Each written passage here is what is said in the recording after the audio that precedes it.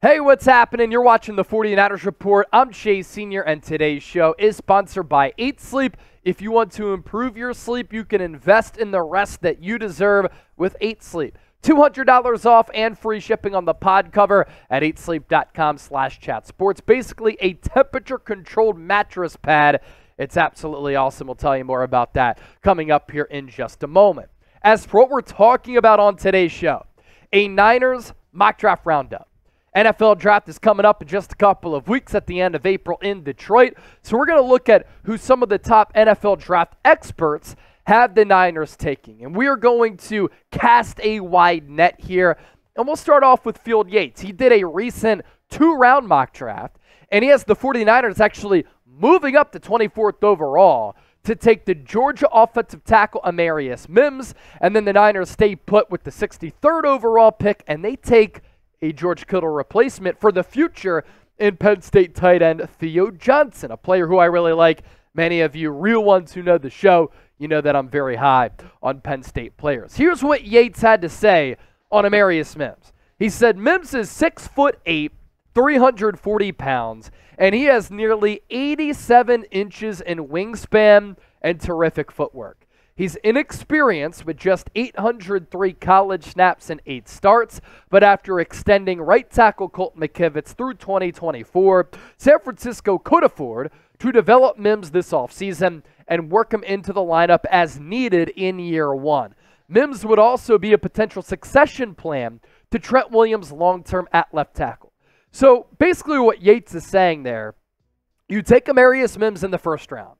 And if you do that and he's ready to play right from the jump, he's a better option than Colton McKivitz. But you have that security blanket and that backup plan in Colton McKivitz if Mims needs time to develop because he has those 8 starts. I think because of the size that Amarius Mims brings to the football field, I'm not sure that you can play him at right guard, especially with the shorter quarterback in Brock Purdy. It might be difficult to see the field and canvas the field with a player who's 6'8", standing that tall along the interior of this offensive line. If I had my choice, those of you who watch the show know, I would go offensive line for San Francisco. I mean, you look at this roster right now, and the biggest need to me, and it's not even close, it's offensive line. Offensive tackle, offensive guard. I think Yates makes a good point in saying that Amarius Mims in the future could take over for Trent Williams. And quarterback, tackle, defensive end. Those are the 3 most important positions on a football roster. And that's why I think it's worthy of this investment to even trade up to get a player of this caliber if you really, really like the player. 2023, only 297 snaps. Keep in mind, those Georgia teams very, very loaded. But, of course, it's a little bit of a concern that he only played 8 college starts. Overall Pro Football Focus grade of 75.6. The good news is no sacks allowed during that time. No hits, only 1 hurry, and 0 penalties. As for Theo Johnson, Yates on this, the race to be the second tight end off the board feels wide open with Jared Wiley out of TCU and Jatavion Sanders out of Texas also in the mix. And obviously those players would come after Brock Bowers, who is the #1 tight end in this class, and it's not close. Johnson was not used enough at Penn State, 48 targets last year, but his upside is very intriguing. San Francisco showed that it wants a reserve tight end behind George Kittle when it tried to sign restricted free agent Brock Wright away from the Lions, and Johnson feels like a good fit. And I'm not sure that Cam Latu and Braden Willis are those options. And that's why San Francisco looked at a player like Brock Wright. They were willing to give him some decent coin. If they could have poached him away from Detroit at some point, and I've said this time and time again, you have to start planning for the post-George Kittle era. For him either declining as a player or him becoming too expensive when your roster's a little bit tight on cash flow. Theo Johnson was not used enough at Penn State, so it's hard to gauge what type of pro he's going to be, but good athletic profile. When he caught the ball, moved like a gazelle, very light on his feet. 2023, 34 catches, 341 yards, 7 touchdowns though. So a very good red zone threat and a good red zone target.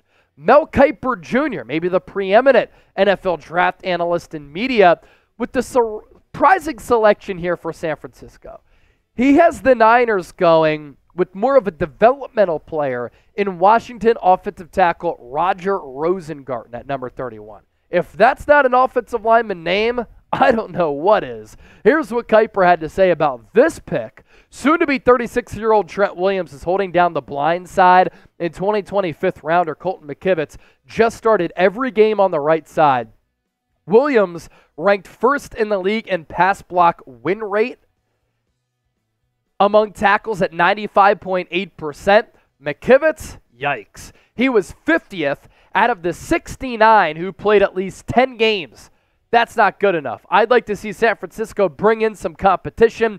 I thought Rosengarten might return to college. He could have been a top 10 pick with more seasoning. He might be a steal here, though, as the right tackle is aggressive as a run blocker. That's what Kyle Shanahan likes.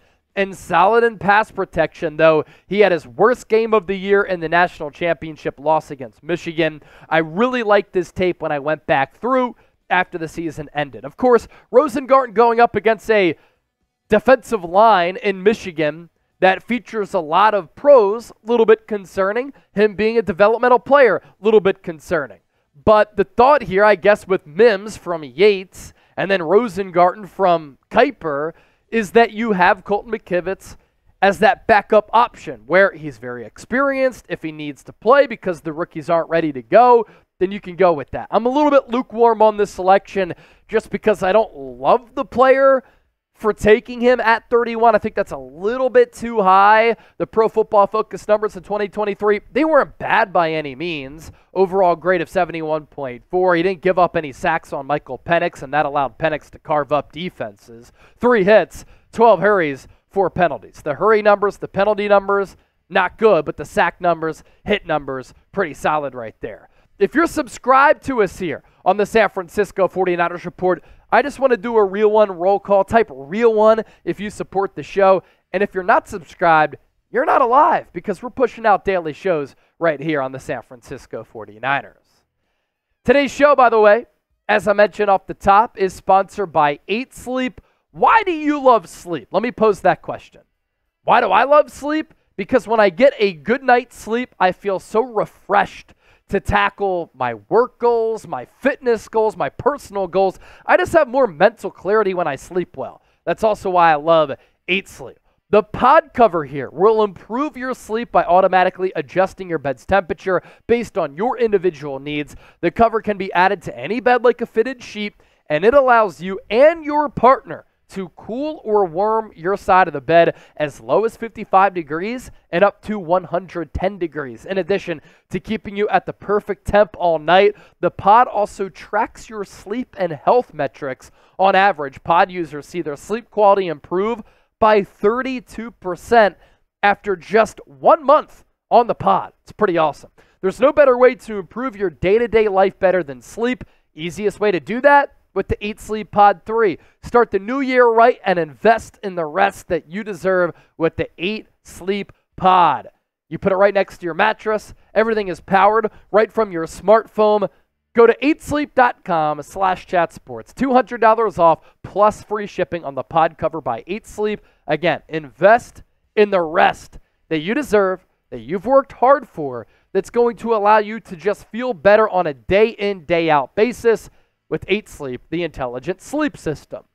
Joel Clatt, a football analyst who I really respect. I think he's right on par with Kirk Herbstreit as far as college football color commentators go. I think that Clatt is tremendous, also has a really good podcast. Maybe a little bit of a surprising pick to some here with him going with Jerzon Newton, the defensive tackle out of Illinois. This is a good spot, Clatt said, for Newton after the Niners released Eric Armstead to start the offseason. Newton is a disruptive interior defensive lineman who many people might not know about, but he always stood out on film. And that is one consistent theme about Newton. Always impresses and pops on film. And when you play in the Big Ten, a lot of the programs in the Big Ten, based in the Midwest, right? Some of the best offensive linemen come from the Midwest. So Jerzon Newton was going up against really high-quality offensive linemen week in, week out when he was with the Fighting Illini throughout his entire career, and a young defensive tackle. It's a need for the Niners. I like the trade for Malik Collins. He's half the price of Eric Armstead. He's been more productive the last 2 years. Javon Hargrave had 7 sacks in a down year. Imagine what he can do if he plays really well in 2024 and what that does for the Niners defensive line. After those two, though, what's the situation? Kevin Givens, Kalia Davis. I want that young stud defensive tackle who can get after the quarterback, disrupt the game from the interior, which is so underrated nowadays. Because if a pocket is muddied for a quarterback, right up the gut, right in their sight line, feet start to get a little bit wobbly, and they're thrown off kilter, but also Newton can play well against the run. 2023, 12 games played, 52 tackles, 8.5 TFLs, 7.5 sacks, 43 pressures. His breakout campaign came in 2022. One more game, 62 tackles, so 10 more, 14 TFLs, 5.5 sacks, so 2 less, but 59 pressures. Potential building block here for San Francisco. The Pro Football Focus mock draft has the Niners going with Tyler Guyton, offensive tackle out of Oklahoma. Guyton went to Oklahoma, transferred from TCU. Trent Williams went to Oklahoma. Oklahoma has done a tremendous job of developing offensive linemen. Trent Williams, obviously one of them. He's a huge fan of Tyler Guyton, by the way. You think about some of the offensive linemen in recent memory that Oklahoma's been able to produce. You have Trent Williams, you have Creed Humphrey, you have Layden Johnson, all Pro Bowls, all pros, and some of the best at their respective positions.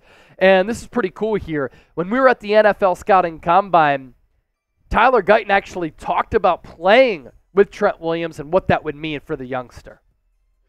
Man, I met with the 49ers, like I said. That was one of my last visits in day 2, but it would mean a lot to be in the room with Trent Williams. You know, learning from a guy like that, in my opinion, the best tackle in the NFL, I would love to learn from him.